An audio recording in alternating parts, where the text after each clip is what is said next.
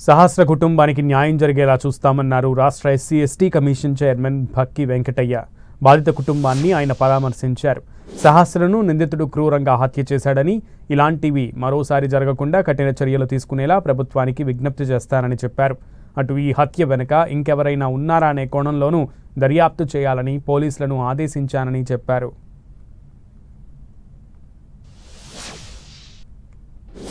మా సహస్ర పేరు మీద తప్పకుండా ఒక చట్టమే తీసుకురావాలి.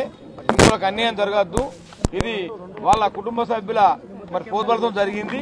ఇది మాకు న్యాయం జరగాలని చెప్పి కూడా వాళ్ళు కమిషన్ చైర్మన్గా నాకు కోరడం జరిగింది. నేను కూడా తప్పకుండా ఈ యొక్క విషయాన్ని మన గౌరవ ముఖ్యమంత్రి గారి దృష్టికి ఉంచబోయి తర్వాత తప్పకుండా ఈ కుటుంబానికి న్యాయం చేసే విధంగా తప్పకుండా చేస్తాం. నేను పోలీస్ శాఖ వారిని కూడా నేను డీసీపీ గారిని ఆదేశిస్తూ ఉన్నా.